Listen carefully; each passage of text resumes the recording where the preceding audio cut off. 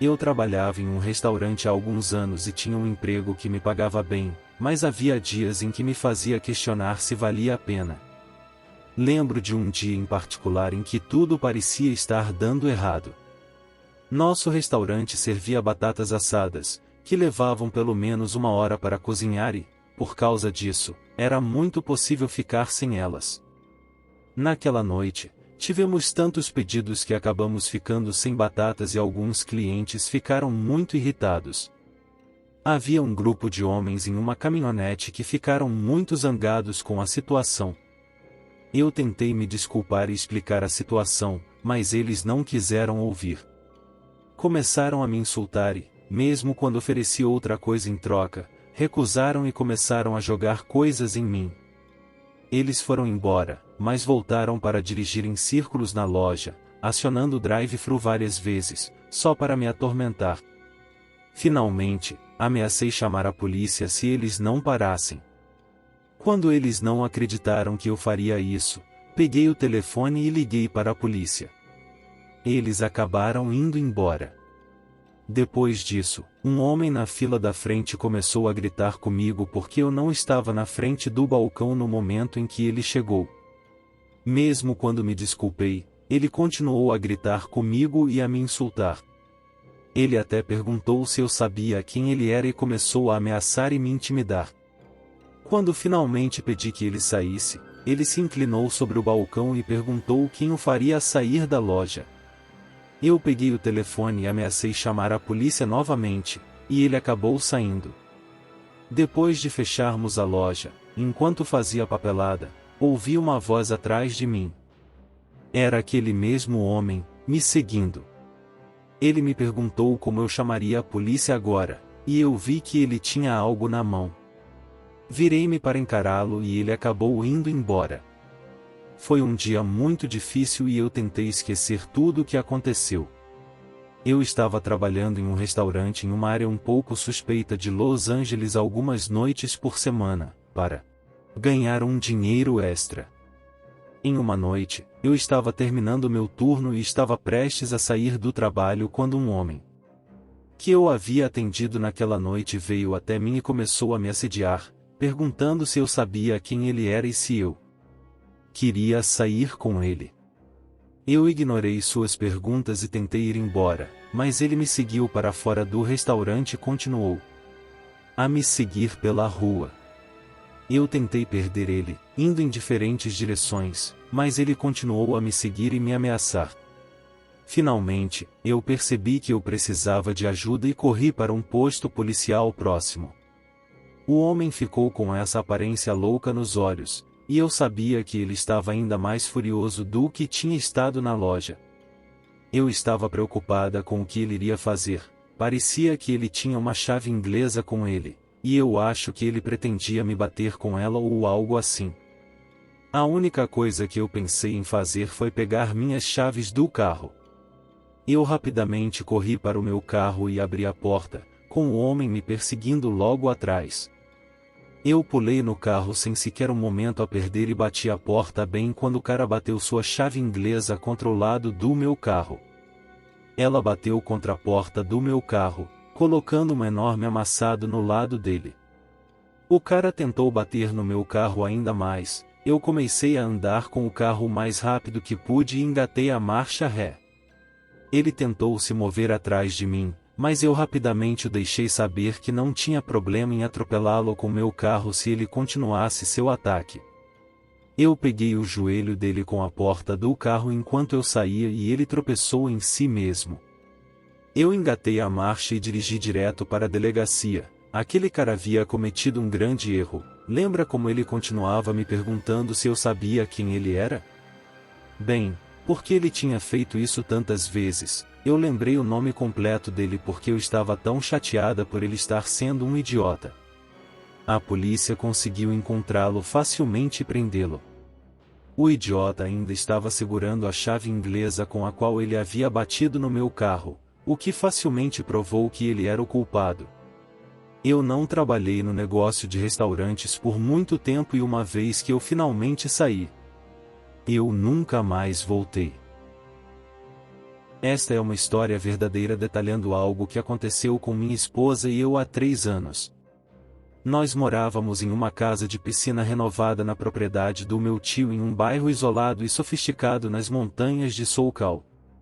A comunidade era tranquila, dada a situação econômica dos residentes e o fato de estar a várias milhas acima da montanha e longe dos bairros urbanos. A comunidade também era fechada, tornando-a ainda mais isolada. Sendo assim, o único tráfego real eram pessoas que já moravam lá, subindo até suas mansões. Havia 2 maneiras de subir a montanha, uma abordagem pelo sul e outra pelo oeste. De qualquer maneira, você tem que dirigir por vários quilômetros de estradas estreitas e sinuosas que levam a essas cristas de faca afiada para chegar aos portões da comunidade. Para aqueles que não sabem, uma crista de faca afiada é uma crista estreita com uma queda íngreme de 100 pés ou mais para o fundo. Nesta noite, minha esposa e eu estávamos pendurados com uma família que morava abaixo da montanha no Vale de San Bernardino. Estávamos fora até cerca da meia-noite quando decidimos que era hora de ir para casa. Começamos a dirigir e, à medida que o tempo passava, as casas e as lâmpadas de rua ficavam mais escassas, e a escuridão se aproximava quando atingimos a base da montanha. Quando começamos a dirigir para cima, as luzes de rua agora estavam ausentes, bem como as luzes das casas. Não havia nada além de escuridão e nossos 2 faróis iluminando o caminho. Cerca de metade do caminho, uma neblina densa começou a se desenvolver, não muito incomum para a área, mas um pouco perigosa para nós, dada a quantidade de vento e a hora tardia da noite. O carro não estava simplesmente estacionado no acostamento ou mesmo na faixa de tráfego, estava estacionado diagonalmente bem no meio. A metade de trás do carro estava na faixa oposta à nossa e a metade da frente estava na nossa faixa. Era como se alguém tivesse vindo da direção oposta, desviado para o nosso lado e simplesmente parado ali. Isso era particularmente estranho, o que significava que alguém havia vindo de nossa comunidade, vários quilômetros mais adiante, ou havia dirigido até a abordagem da montanha, contornando nossa comunidade, que era a única coisa realmente lá em cima. Em qualquer caso, não fazia sentido para este carro caro que nunca tínhamos visto estar vindo por este caminho tão tarde da noite ter parado bem no meio da estrada. Eu pude ver que o carro também estava vazio, todas as luzes estavam apagadas, as portas estavam completamente fechadas, o carro não estava funcionando e ninguém parecia estar por perto. Não havia lanternas brilhando, ninguém chamando por um cachorro perdido, nenhum pneu furado, apenas a estrada, a neblina, o silêncio, este carro vazio e meus pensamentos. Conforme eu diminuía a velocidade e nos aproximávamos da cena, absorvi tudo e a única coisa que eu conseguia pensar era que era uma armadilha. Todos os filmes de terror e jogos de sobrevivência que já joguei me disseram que bandidos ou criaturas assustadoras apareceriam em breve. Nesse caso, peguei minha arma e parei o carro, mas não coloquei-o na posição de estacionamento ainda. Minha esposa também ficou chocada e perguntou: "O que diabos é isso?" Eu não tinha certeza e ia chamar para ver se alguém precisava de ajuda. Apesar dessa estranheza, parte de mim achou que deve haver uma explicação racional. Com uma cena como essa, alguém deve precisar de ajuda. Eu abri um pouco a janela e ouvi nada além do som suave do meu próprio motor, que entrou no modo eco quando parado. "Olá, tem alguém aí?" perguntei. Não houve resposta. "Você precisa de ajuda?" "Talvez nada." Comecei a apertar o punho da minha pistola com mais força e mover meu dedo um pouco mais perto do gatilho, antecipando qualquer coisa, mas ainda não havia nada. Depois de 1 minuto lá, eu disse a coisa mais idiota da minha vida. Virei-me para minha esposa e disse: "Ei, você acha que eu deveria sair e verificar o que está acontecendo aqui?" Minha esposa olhou para mim como o idiota que eu era e disse: "Vamos embora agora." Até hoje, ainda me sinto idiota por ter dito isso. Assim que saiu da minha boca, percebi que estava soando exatamente como um extra genérico de filme de terror prestes a ser morto nos primeiros 5 minutos. Nesse ponto, percebi que era hora de ir embora. Eu fiz o meu melhor para dirigir lentamente. Não consigo racionalizar o que aconteceu sem copiar, mas parecia ser apenas uma pegadinha elaborada ou algo do tipo, embora parecesse impossível e ridículo.